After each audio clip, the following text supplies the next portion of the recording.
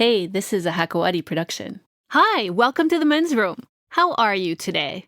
If you're like many of us here at Hakawati, you're probably getting into a new kind of groove, settling into a nice routine of home workouts, working remotely from your favorite spot in the house, and of course, random snacking.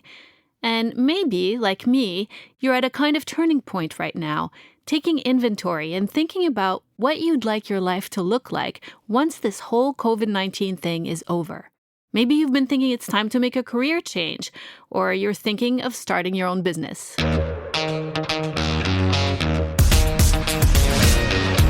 Starting fresh can be pretty scary, but my next guest did it. At the age of 41, he walked away from a great job at the world's biggest architecture firm without any prospects and just started his own firm from scratch. That was 5 years ago. Today, he has over 70 people working for him at his Dubai firm and huge projects all around the globe. He's here to share his story and the secrets to his success. Please welcome the founder of JT+Partners, Joe Tabet. Hi, Joe. Hello. Thanks for doing this. I know you're probably super busy trying to keep things going at your firm in the middle of all these pandemic measures. Yes. How's it going with that? Honestly, it's a new era. It's like we took a decision like 3.5 weeks ago to send everybody home so they can work from home. And the challenge it was the technology. We did overcome all the challenges. We learned a lot. And it's moving a little bit. I believe our productivity dropped. You cannot control it properly, but we have a really good team.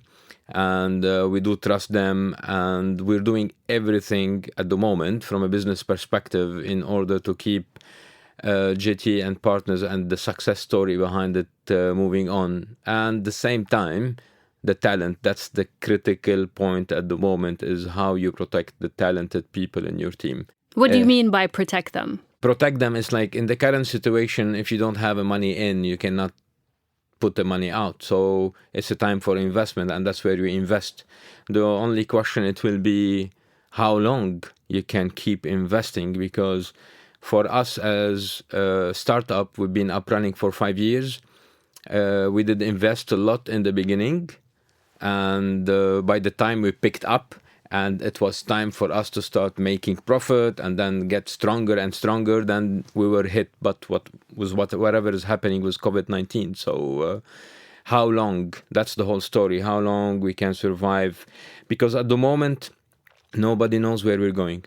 It's the uncertainty for everybody. Everybody is living day by day, second by second. Nobody knows. It's similar to our interview, like we've been planning it for 10 days now, and then it's everything is happening with everybody. So you mean you just want to make sure that you'll be able to pay your employees long enough to preserve the talent that you have with you. Them. Yeah, sure. That's a good point. What about the projects, like the building projects? I don't know how far you get into that once you deliver your designs, because you're architects and engineers, correct?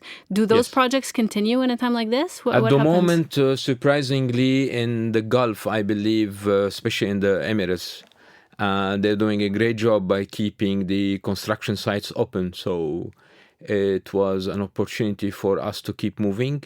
And I believe they're doing it on purpose. It's very well studied because they don't want to shut down the whole country. Not to forget that 80% of the population in UAE, they are expats, and all of them, they live on their jobs. And you need to maintain them, so work has to continue and revenue has to continue and income. So projects on site still moving on so far. So far, so good. That's very interesting, though, because the UAE just announced that you need like a permit to leave your house. But when it comes to workers, they're keeping them in the field. So it'll be interesting to keep an eye on that. So, and I know you have a project in Zanzibar. In Zanzibar, yes. Have you been there? Many times. How is it? I've been all around. It sounds like a kind of a fantasy place. Is it? Zanzibar, it's a space out of this world. Like they have beautiful beaches. The quality of the sea there, for divers, it's really amazing. The people are very friendly. The population is not that big on Zanzibar island itself, because Zanzibar, it's an island which is part of Tanzania. Okay. So it's a nice place. It's a nice place. So you take the flight from Tanzania straight to Zanzibar. It's a nice experience, and there they still live on a different level. So it's not like really. Is it a big tourist hub though? Because I know you're building a hotel there. Yeah.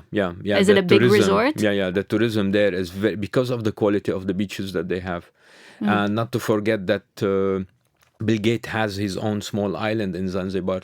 He does? Yes, I didn't know. Directly opposite of our project. So, yeah, it's interesting. So if you go there, bring some, what do they call, binoculars, so you can spy on Bill Gates.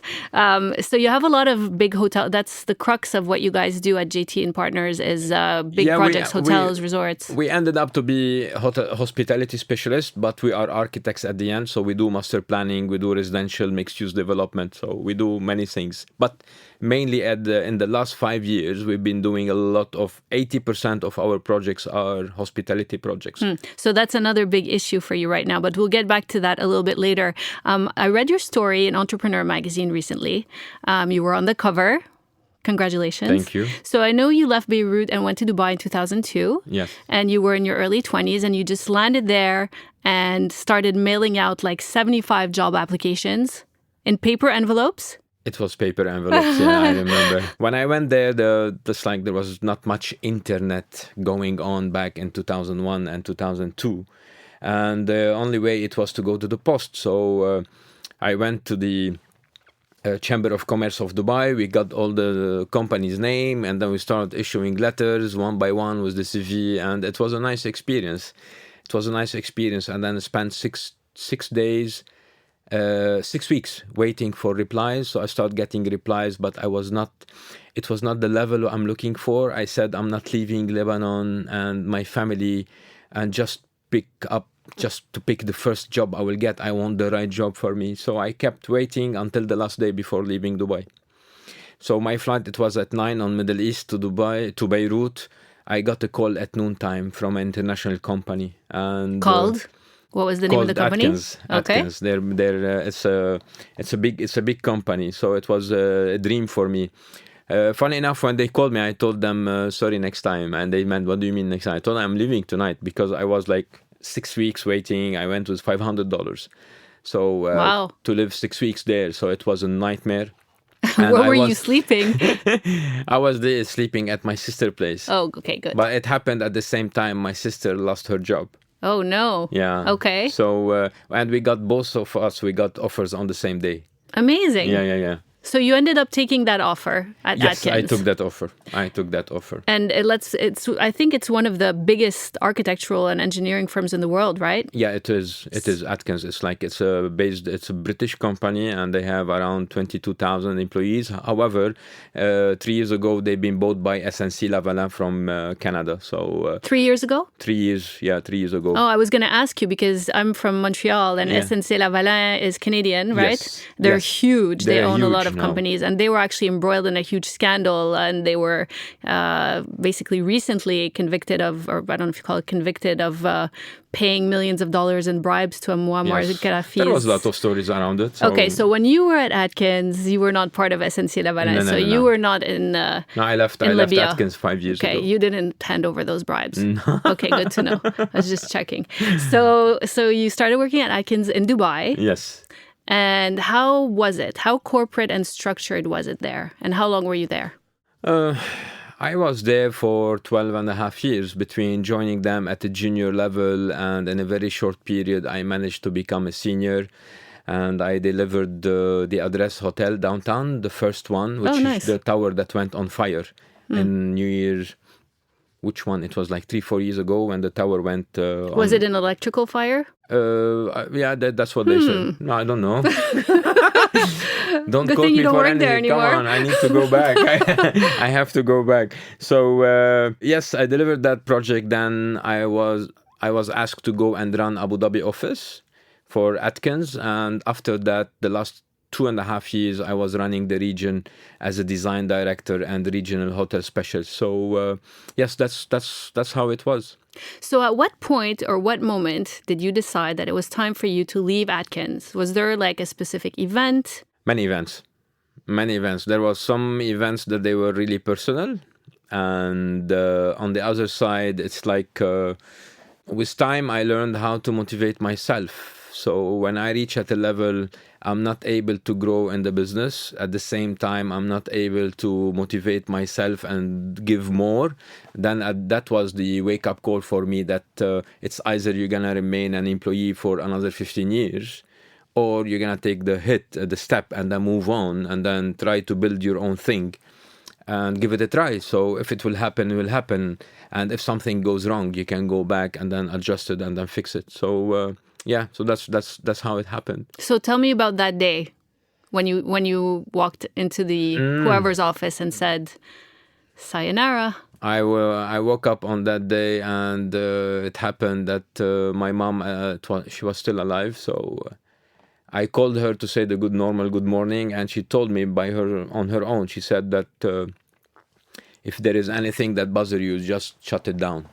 It was weird the way she mentioned it, but I felt that day there's something gonna happen. And by noontime, I was in my office, and I remember something inside me that pushed me up from my chair, and then I just walked down the alley towards the CEO office. I opened the door. And he looked at me and said, "Joe, are you okay?" I told him, "I believe today I'm going to resign." And there was this 10 seconds, 15 seconds between us, like silent. It's like looking in each other's eyes. And then we're saying, like, nothing else to say. You know, he was shocked. And I was shocked of what I said. I didn't know what I was doing. So then we had this kind of discussion between us about, do you have a job offer in hand and whatever? I told him, I have nothing.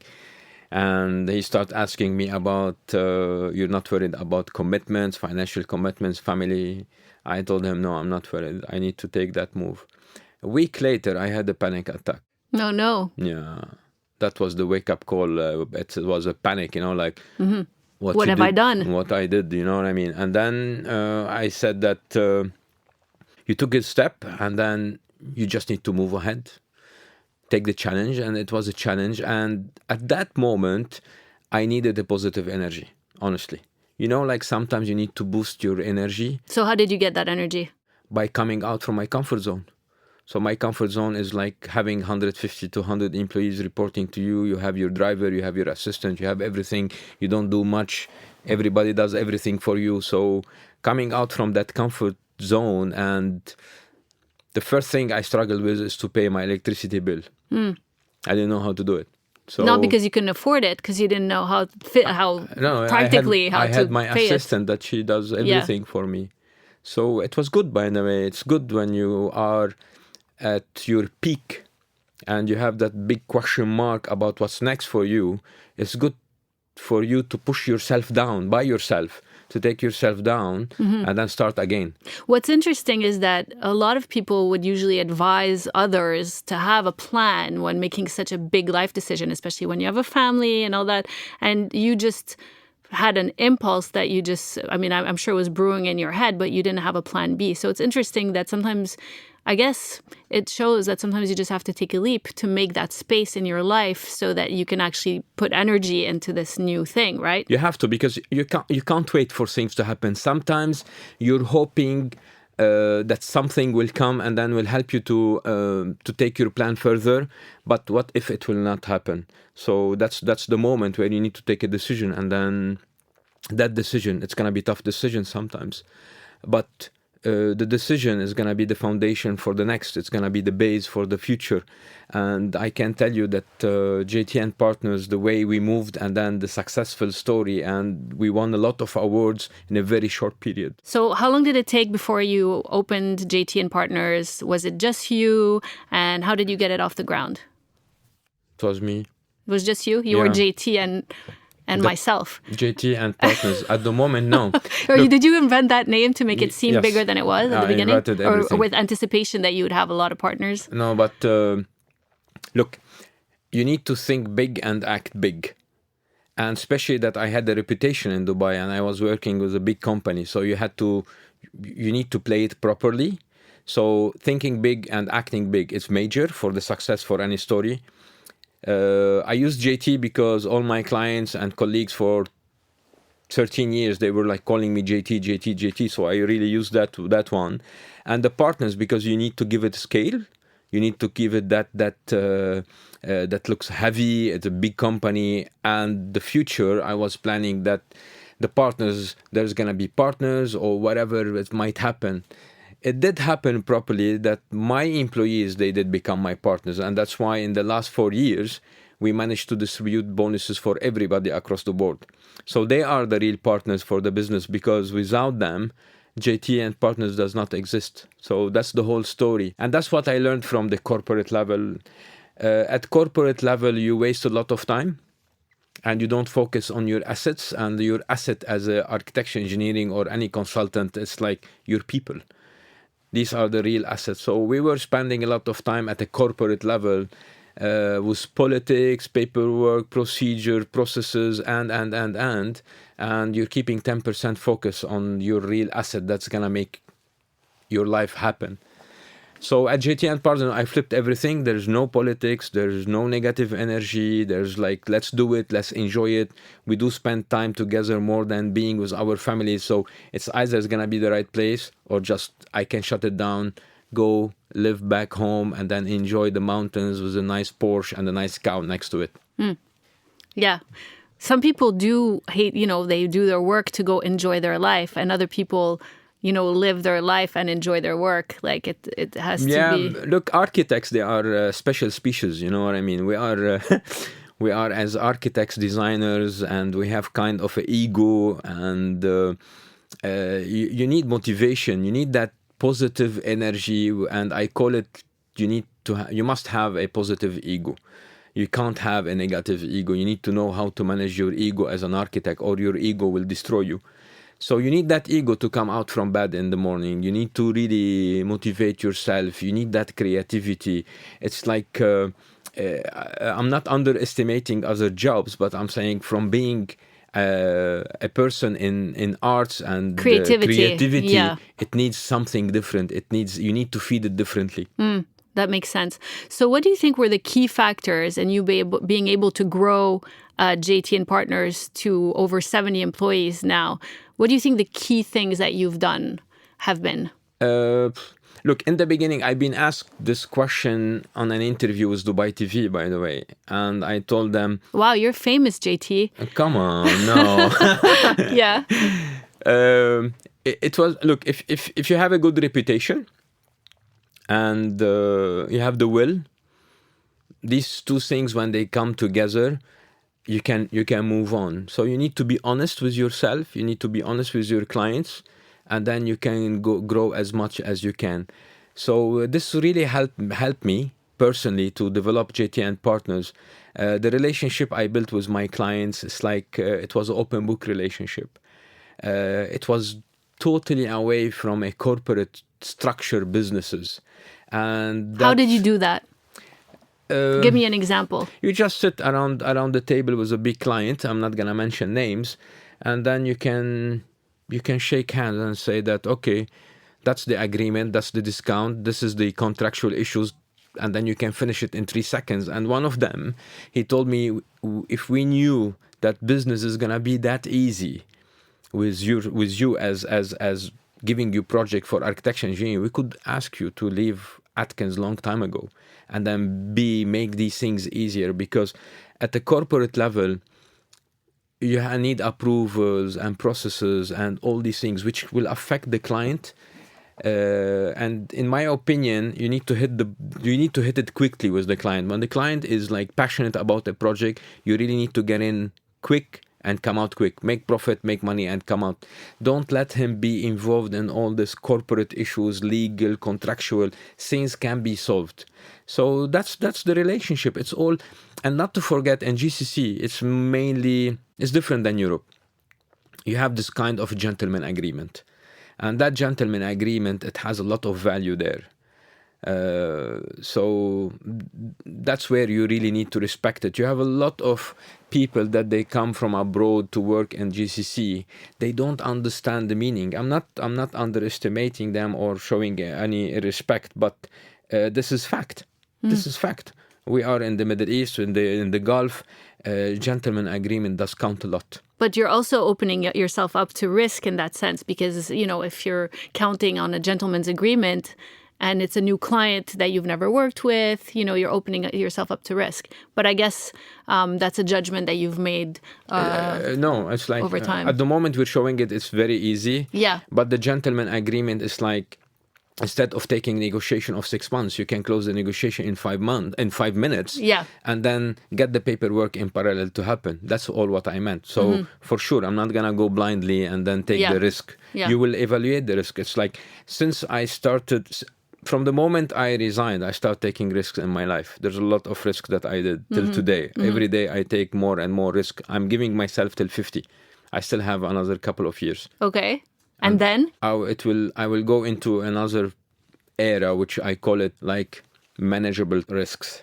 Okay. I will manage my risk differently. Okay. I will not eliminate risks. For a guy who didn't plan his career switch, you seem to have this one planned really well.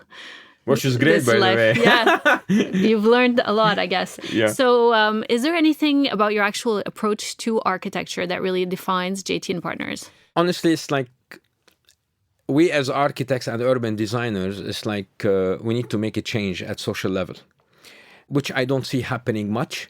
There's a lot happened around the GCC, but I believe it was kind of client profits and revenues. Let's build more towers, more projects, more. But nobody gave it time to think about it twice and then to say, I'm going to make a master plan for a city that's going to be there for the next 70, 80, 90 years. It's going to be there after us. So with JT+Partners, we managed to take each project by on its own to understand its entourage at the context at the urban level, and try to tie it back to the urban level and the urban fabric with a long-term view. To really understand where it does sit. So the main key for any successful architectural project is, when you design a project for a spot, that project has to be tailor-made for that spot. If you take it out from that spot, put it somewhere else, it will not work. If it will work, it means it's wrong. So it has to be tailor-made for each plot by itself, each location, if it's in Europe, if it is in Africa. Yeah. So that's what we are doing at the moment. How do you foresee architecture changing once this COVID pandemic is over? Do you think there'll be less of a demand for these big corporate towers as people increasingly work remotely and on a project-based basis? And fewer resorts, might I add? That's something I wanted to bring up, because this is a big part of your clientele. And obviously the travel industry now has been we're about at 10% of what it was before this all happened. How long will it take to recover? How do you plan on dealing with that? It's like today we posted on LinkedIn to salute all the medics around the world. And there was a quote from myself also about that nobody knows what's next. So, but things will recover. How it will recover, nobody knows. So, hospitality sector in the region for sure is going to be affected. Not only in the region, it's going to be around the world, because for hospitality, you need tourism. For tourism, you need aviation. For aviation to happen, you need the vaccine to be ready. So it's very early for us to say how it's going to happen. Maybe tomorrow we'll wake up and there is a vaccine somewhere around the world, and things, in my opinion, even if we finish it today, it will never ever go back as before. And I'm not saying that it's going to be worse. No, it's going to be, I think things are going to change in a positive way. The way we think, the way we approach each other as a human being, and we're going to appreciate things differently now. So to go back to the question of hospitality, you're going to have some areas that they've been already struggling with hospitality, the lack of hospitality project like Zanzibar and some areas in Africa, that these things will still keep moving on. In areas like GCC, it's a big question mark, because already in the last 3 years, they were struggling with the occupancy rate. So this is the moment where you put a question mark and say, do I need more? Or it's time to stop it. So, and again, it goes back to mixed-use development and then the retail aspects. Our field is going to change dramatically. Our jobs as architects and engineers is going to change. Working from home is going to be more, it's going to move on. It's going to be better, and then the technology is going to make it easier.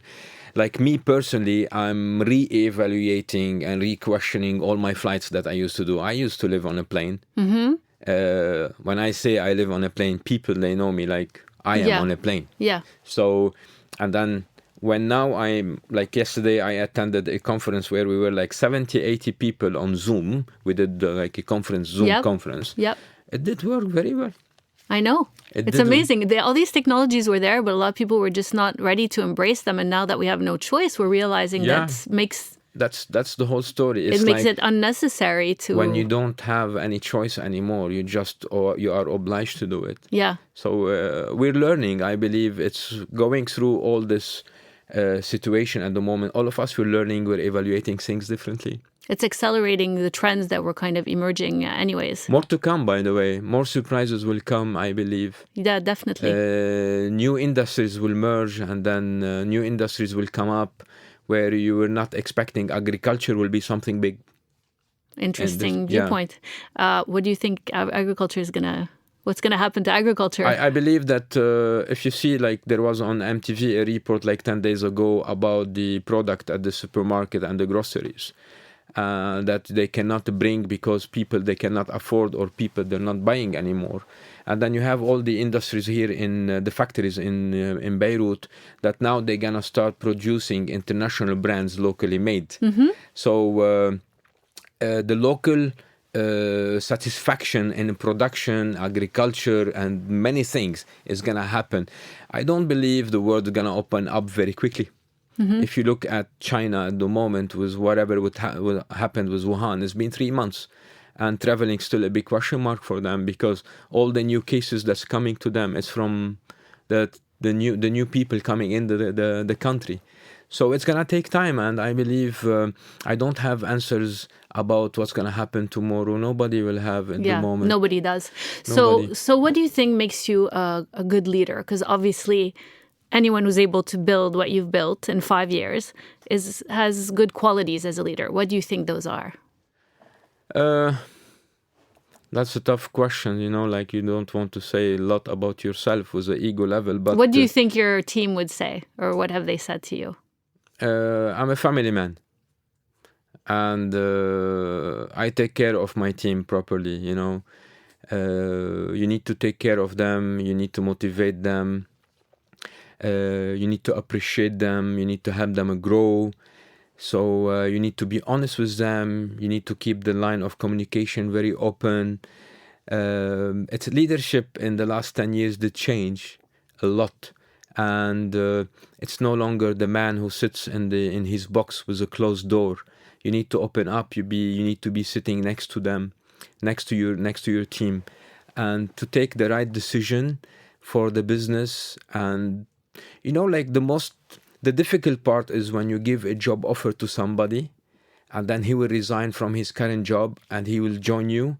You need to make sure that you give him a minimum life of 3 years to 4 years, because that's a responsibility on you. All of them, they have families. So this is where you need to put the pressure on yourself and take that leadership role and protect everybody, protect the business, protect the reputation, delegate properly for all of them, let them be part of the business. It's not only you, it's you and them. So that's kind of the leadership. Leadership is no longer complicated, by the way, if you take it at the human level and keep it open. What do you mean it's no longer complicated? Leadership roles, they used to be CEOs and business owners. They used to sit in their rooms and make things sound too complicated, and I sit on the top of the world. You know what I'm saying? It's not like that. You cannot own your business on your own. You need to own it with your staff, or your business does not exist. Well, that's a very interesting point that I think a lot of people need to hear. Yeah. And those who are not hearing it, unfortunately, might get left behind. We will write it somewhere and we'll post it. Yeah, well, you should do that. You should do that. No, and that's why I was telling you, it's really, in the current situation, the struggle for leaders and business owners is how financially to maintain the business and maintain your talent stuff. And that's the big challenge now with COVID-19. It's a big challenge. That will be economically, this is going to be a big challenge. So thank you so much for dropping in. We really had a great time talking to you today. Thank you for having me. It was really a pleasure. And best of luck. To you too. Thanks. Thank you. That's all, folks.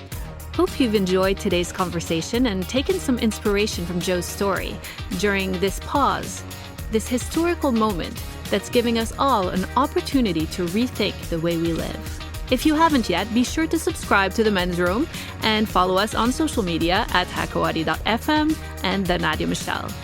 Lots of love. Bye.